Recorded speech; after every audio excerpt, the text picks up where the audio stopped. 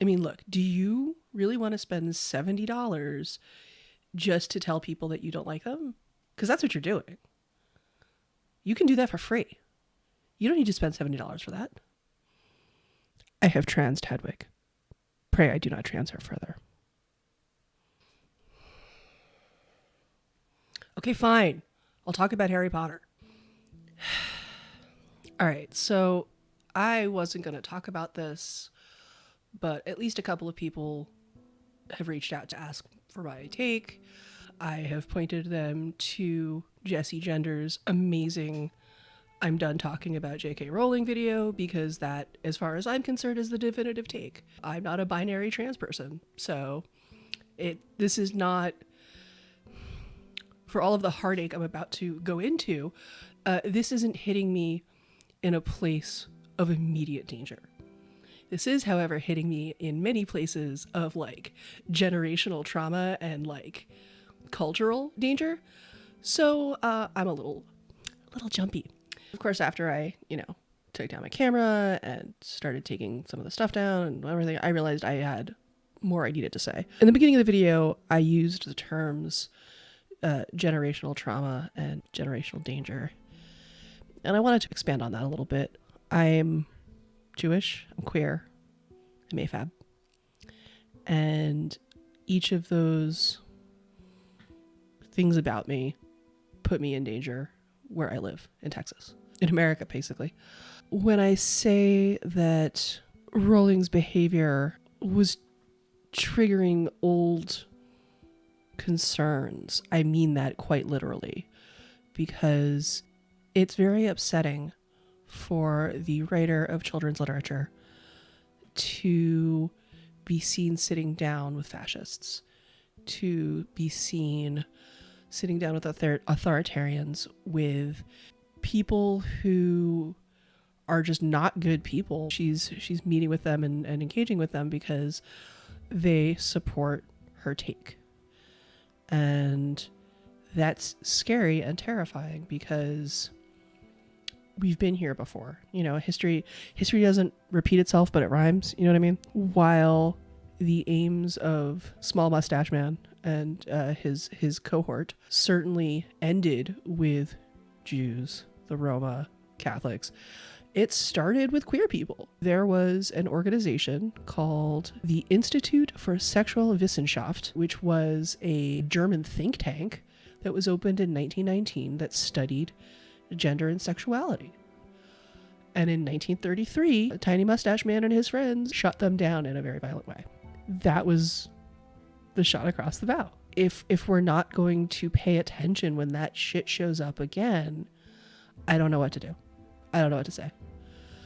Because the people who it is already affecting and will affect if this continues down this path, if those people are saying, hey, there's a problem here, hey, there's something going on, and people aren't listening, then that just means that the problem's going to happen. It's upsetting that the creator of children's literature, whose main point was do better, be better, fight fascism, fight authoritarianism, it's upsetting that the person who created that world and built that community is now choosing to parlay with all that kind of badness just because they also do not like trans people. It's bad. It's upsetting. It's one thing to lose a beloved piece of fiction. It's quite another when you're not just losing it, but that you find out that all of the good it meant to put into the world wasn't meant for you. That sucks. Please don't buy this game. Obviously, I mentioned Harry Potter in my previous video, but I really just used it as a framing device and a jumping off point rather than any intention or interest in going into what Harry Potter as a intellectual property meant to me at any point in my life. As an aside, I'm coming off a really rough couple of months, and just the amount of effort I would want to put into a actual like Harry Potter take video, I ain't got it. I'm sorry. In the words of Tracy Martell, the girls get what they get. The girls get what they get. You wouldn't have seen this video for months, and that's not helpful to anybody. So we're going to get about half a page of a Google Doc and my extemporaneous thoughts on the matter. I didn't read Harry Potter until the summer of 2000. It came out in 97. I was already in high school. It already felt like the merchandise machine had already kicked in, and it felt like just another thing to separate parents from their money in service of their children. I certainly indulged in plenty of that stuff as a child and as a teen myself. So like I recognized it for what I thought it was. But then the summer after I graduated from high school, I got a temporary job. It was an office job. And on my commute on the New York City subway, I saw people in suits, ties, business clothes, briefcases, reading one of the 4 Harry Potter books that were out by that point. And I was like, all right, maybe there's something to this thing. My mom was going to Costco. I was like, hey, Ma, could you pick up the first couple of Harry Potter books for me? I'm curious. And I think they were like $12.99 by that point. Like, it was so mass produced that even the hardcovers were that cheap at that point. So I read them. My mom read them. I liked them. She liked them. But it didn't like grab me. I had other fandoms and hyperfixations at that point. Because it was 2000 like that, the Harry Potter like creeps in. So like if I was reading fanfic about one thing, inevitably there would be like a Hogwarts AU or like a Harry Potter crossover. And so finally I was just like, oh, fine, okay. And I read them, I enjoyed them. They didn't grab me. They didn't really get me until about the 4th book in my college bookstore. And I was like, well, all right, this is here, cool. And I bought it. And like nearly called into work that night so I wouldn't have to stop reading. That was the book that really got me, where I was like, oh, I get it. I get it now. I get it. I was like many a net denizen of the time.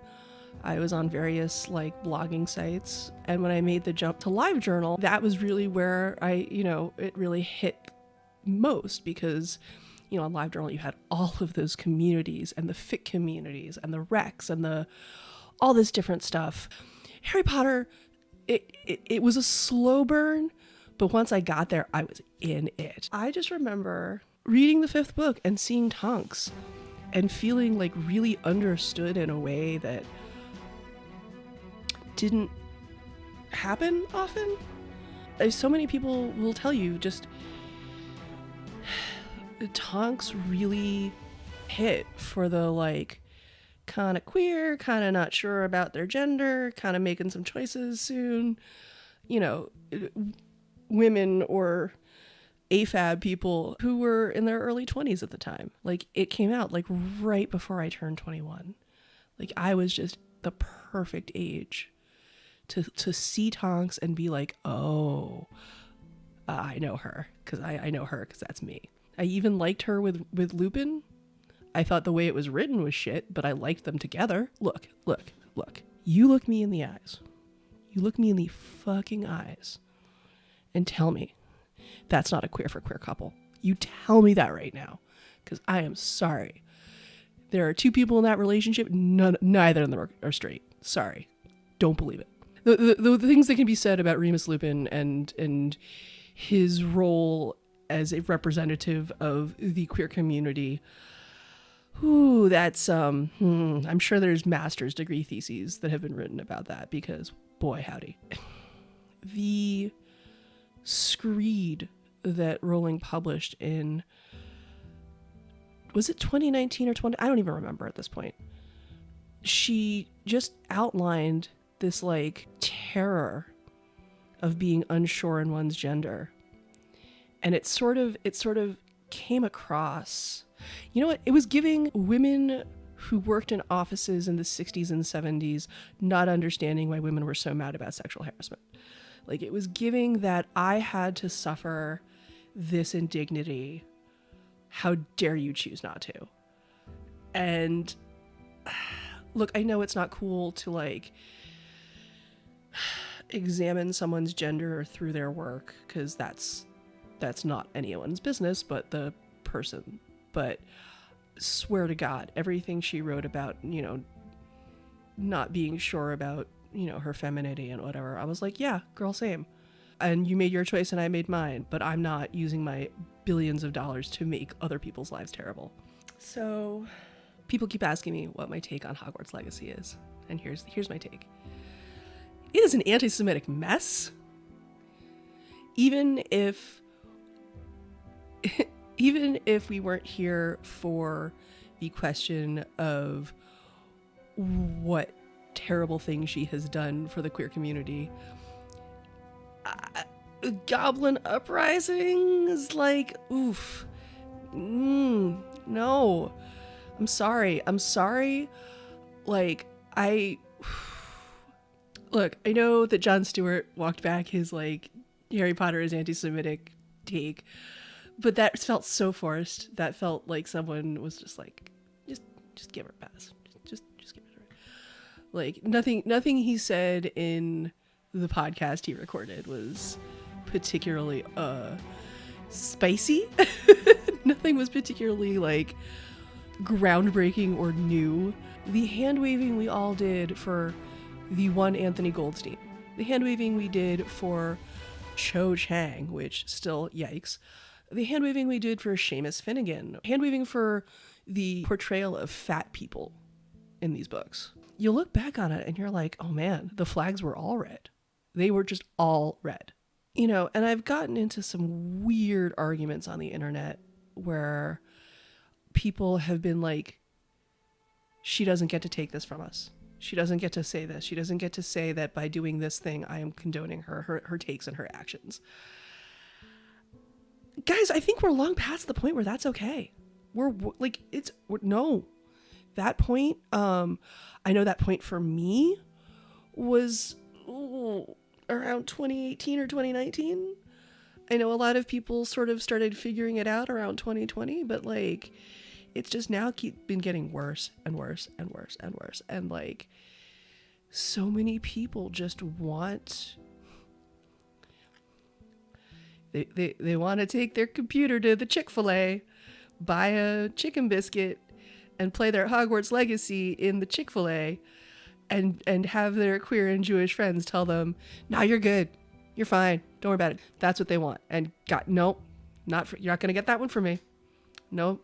No, sir, no, ma'am. J.K. Rowling has said that the money that she makes from any angle, any facet of the Harry Potter intellectual property, she has said that the money that she makes from that, every dollar she earns, she considers support for her stance. And you can say she doesn't get to take my support for granted. Like, she doesn't get to do that. Or you can acknowledge the fact that you're putting money into the pocket of a person who actively is making people's lives worse. I've had to explain gender critical shit and like Mumsnet and Graham Linehan and all of that. And in 2018, I made the joke, gosh, I didn't expect the state of British feminism to become the Michigan Women's Festival. When I posted that joke, most people were like, what? And then there were a couple people who were like, oh, damn. The Michigan Women's Festival was a festival in Michigan, surprise, for women, other surprise, that imploded over the internal fighting over whether or not trans women were allowed in that space. I'll put the dates that the festival ran, by my head or wherever. But like, it took a festival that had run for many years and just absolutely imploded it because some third wave feminists who are all high on divine goddess energy decided that no, gender essentialism is totally it, you guys. And that trans women are women, but... And, the answer to that is, fuck you. When that was all happening in like 2015 on or so, I was sort of watching it with interest edging onto concern, and then concern rapidly transforming into alarm, because I knew that whatever was eventually successful in the UK would jump the pond And sure enough, in I think it was 2017, we got the bathroom bill in North Carolina that got roundly voted down. So many companies were like, well, I guess we're not doing business in North Carolina anymore, that legislators backed off. And I am literally begging for us to return to that energy, because that was the first shot across the bow, and we were able to deflect it. And then after that, I remember last year, a lot of the like trans bills were starting to go into legislation in different states around the US. I remember saying to my brother that I was worried. It was either warming up to getting rid of Roe versus Wade, or getting rid of Roe versus Wade was warming up to anti-trans stuff. Either way, I called them both right, because Roe versus Wade never said anything about abortion. It was always about the right to medical privacy and the medical agency. And my concern was that by losing Roe versus Wade, in addition to, the dangers against abortion, that they were going to use that wedge to start legislating against gender affirming care. And sure the fuck enough, I was right. And I don't like being right. I don't like being right about stuff like this. It's really upsetting. To bring this back around to the actual point of this video is just like, there are so many horses out of so many barns. I understand why it can feel like, well, I mean, I can just buy those Birdie Bots beans. Oh, well, I can just go to Hogwarts at Universal Studios. Oh, I can just. And, your $40 or $140 or your $5 or whatever isn't going to do anything. I regret to inform you it's been doing a lot of things. As of recording this, like 3 new anti-trans bills got put forward yesterday or something like that. And it's just like, we've been telling you, pointing these things out for years. No one really wanted to listen. No one wanted their wizards taken away. The farther this has gone on, the longer this has gone on, the more egregious the takes and laws and violence have become, the less defensible any of it becomes. Just to bring this a little more personal, Harry Potter is kind of responsible for many of the most important friendships in my adult life. Again, I didn't start reading it until I was in college, and then when I got out of college, that was sort of the heyday of like the Harry Potter convention and sort of people making careers out of something related to Harry Potter, your Leaky's Cauldron, your Harry Potter's alliances, stuff like that. I made friends in a lot of those different spaces that some of them are still some of my dearest friends today. And I treasure those friendships, and they wouldn't exist without Harry Potter. And I have to live with that. I have to think about that. Let's take it back to Tonks for a second. In 2008, I went to the convention Terminus, which was a Harry Potter academic conference. And on the programming for this conference was a talk about Tonks and gender and sexuality. And when I tell you I was hype for this panel, as were a significant number of people, that was a packed room. The person giving the talk never showed up. So I walked over to the room proctor and I was like, look, I'm not the person who submitted this. I didn't write this paper, but I've got a lot to say on it. So if, with your permission, I'll just go and do the fucking panel. And bless that kind soul, they said yes. Now let me set the scene for you. My hair was about this. I was cosplaying Tonks. Let's just put that right there. My hair was pink, spiky. I was in, I believe, Ravenclaw robes, because Tonks as a Hufflepuff is still bullshit. I will fight people.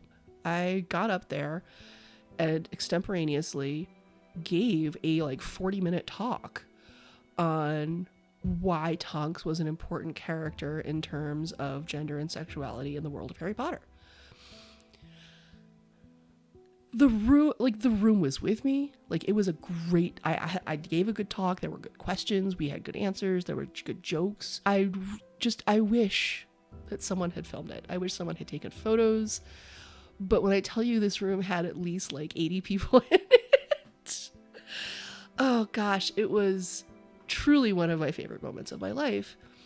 And I get a little bit of schadenfreude. I get a little bit of like, knowing that I figured myself out as a non-binary person because of this character that J.K. Rowling had created.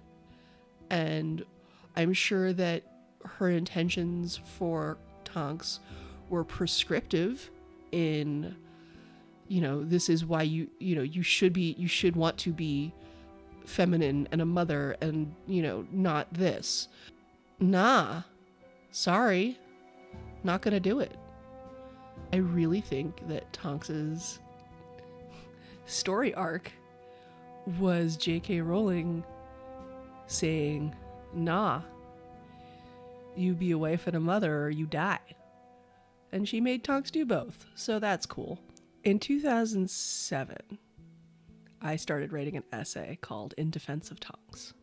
I never finished it because the final book came out and I was like, nope, fuck it, I don't care anymore. The thing that really kind of got to me, certainly by the 6th book and definitely by the 7th, was that, and other people have pointed this out by now, but I thought I was very, very groundbreaking in 2007, that in the world of Harry Potter, if you were not a mother or otherwise a custodian of children, if you were a woman, you're trash. You're trash. Now, how much trash you were varied from, your character and your morality alignment and, what your purpose in the story was. But Bellatrix Lestrange, well, I guess technically she is a mother now, but we don't talk about that.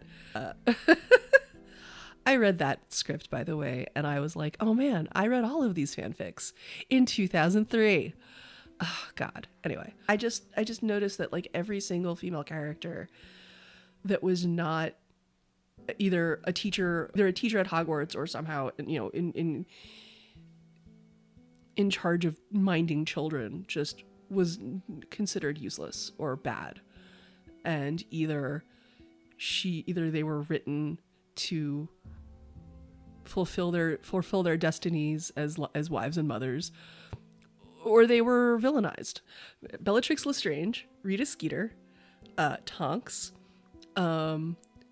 Fleur Delacour, she kept sort of going back and forth on her, but there was definitely a lot of internalized misogyny about Fleur Delacour there. It was bad. It was just bad. And it really just soured me on the whole thing. Please don't buy Hogwarts Legacy. Please don't play it. Please don't go to Universal Studios, Hogwarts Land. Don't see the movies. Don't see Cursed Child.